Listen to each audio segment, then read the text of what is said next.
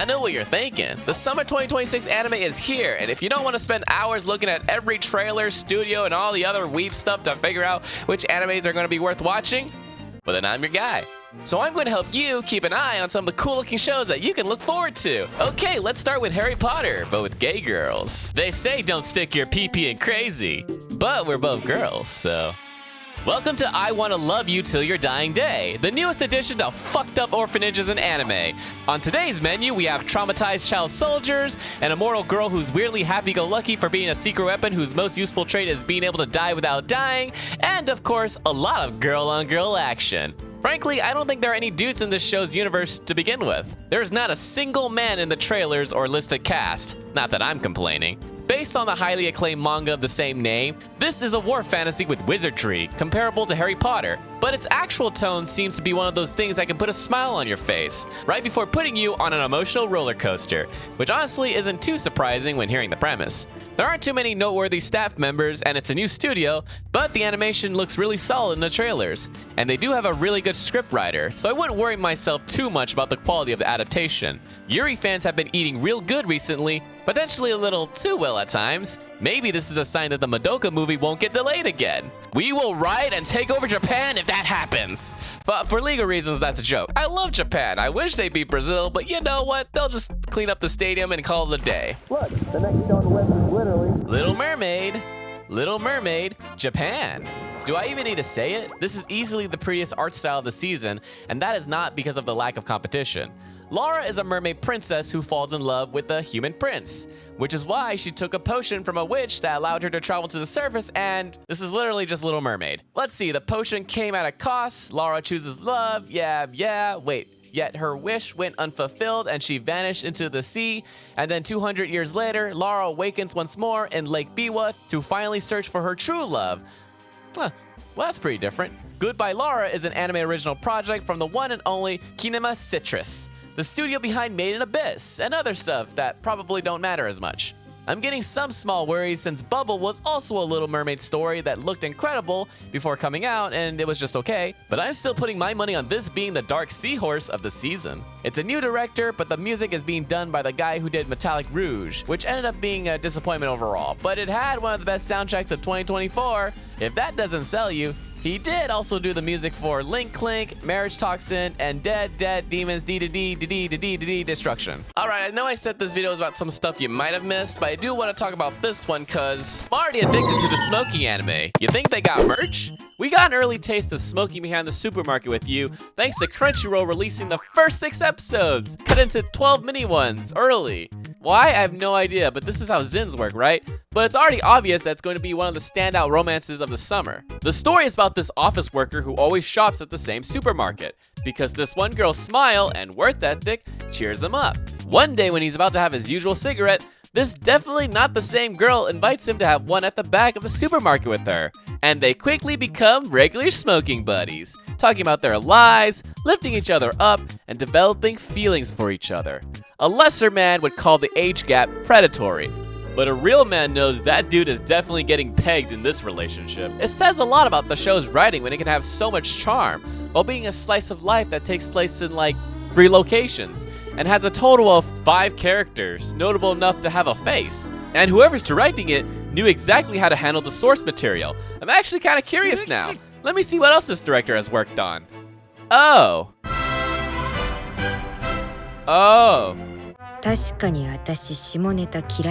You know, after a while, smaller doses of nicotine stop hitting the same. So let's move on to something a little harder. This is Yani. Yani smokes so much her apartment smells like ash, which may or may not be her strategy to cover up all the other smells going on around her room. This is what happens when you don't potty train your cat. Normally it would just be another random seasonal anime, but when a crass seinen comedy looks like Chainsaw Man Season 1 of all things, I mean, you have to check it out, right?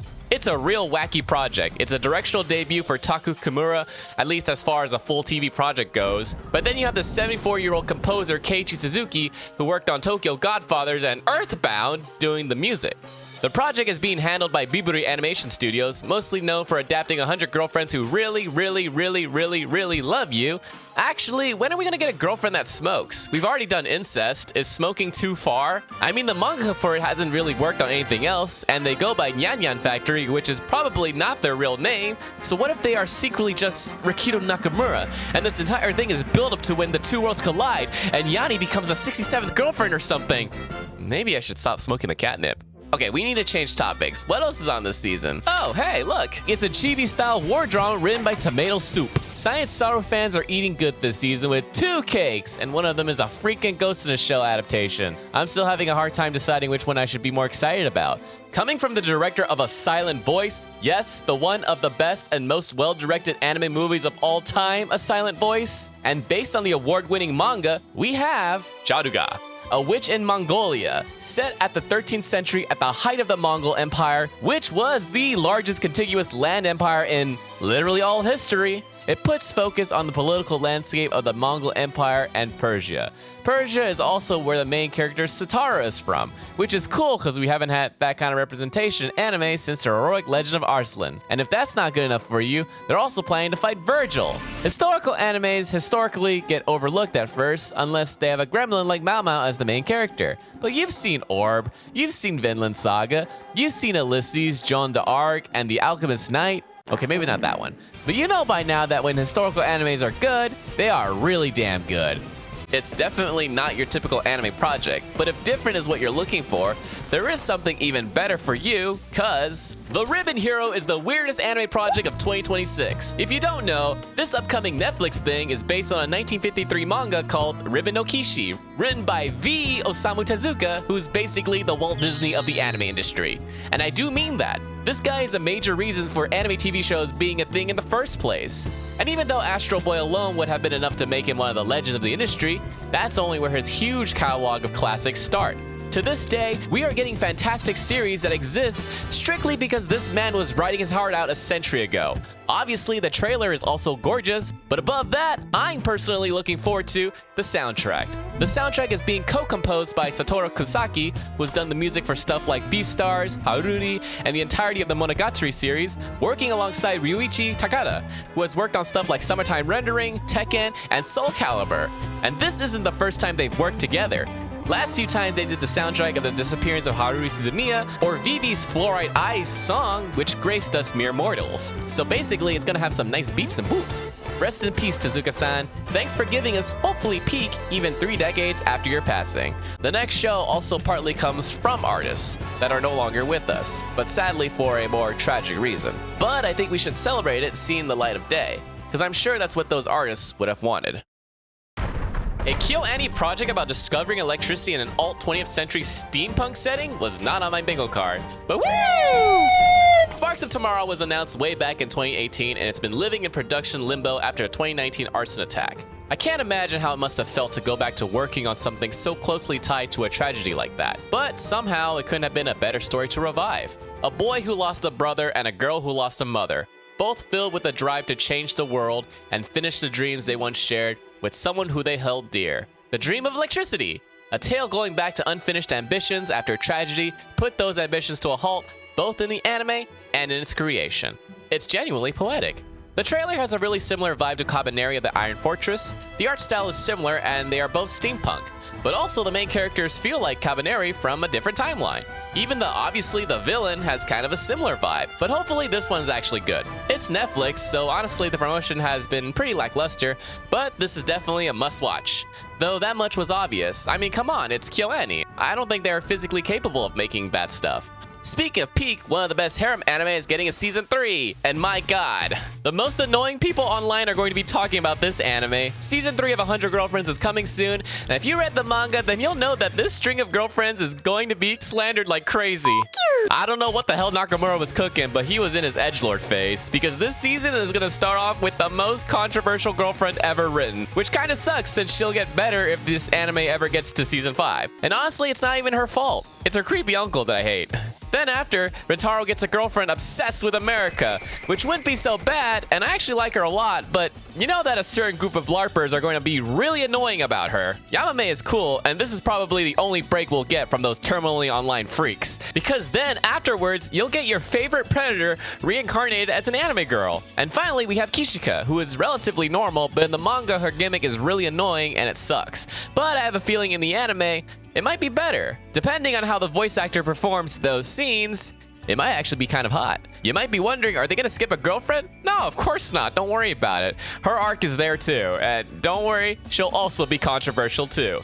Anyways, this season is going to be insufferable on social media, but please stick with it. If we ever get a season 4, the next set of girlfriends are literally peak. Are you going to watch this season? Please watch this season. I need season 4 so I can finally see Akko in anime form. So cute! God, there's just so much this season. We don't have time to talk about all the good stuff. But I do want to cover one more show before we end the video. For all of you who looked at the cool performance art anime last season and thought to yourself, you should watch it, but never did, we have a new, really cool looking performance art anime that you're going to pretend to plan to watch. But don't worry, I'll help you know about it a bit, so you can LARP more effectively. The World is Dancing is a performance art drama about dancing. Not TikTok dancing though, it's boomer dancing right out of the 1300s. During the time of locked conflict between the northern and southern courts, Oniyasha has but one question. Why do people dance? That is until one day he saw a dance that was actually good. So he's not heartless, just a little pretentious. Or everyone else in the show just sucks at dancing. They got nothing on these moves. I called him pretentious. But Oniyasha is the good kind of pretentious. The curious, sensitive, and beautiful boy wasn't one to just sit there and criticize. He would go on to laugh, cry, confront his weakness, and slowly create a dance for a world that desperately needed it. Anyways, can we talk about how Cygames has unironically become one of the most consistently great anime studios of the modern anime landscape? Imagine if every gacha game company used their money for good. What a world that would be. The first episode of this is already out, by the way, so you can go watch it right now because the video's done. Okay, bye. You might be wondering, what about Bleach? You really need me to tell you to watch Bleach? It's Bleach. You wash it. Eh?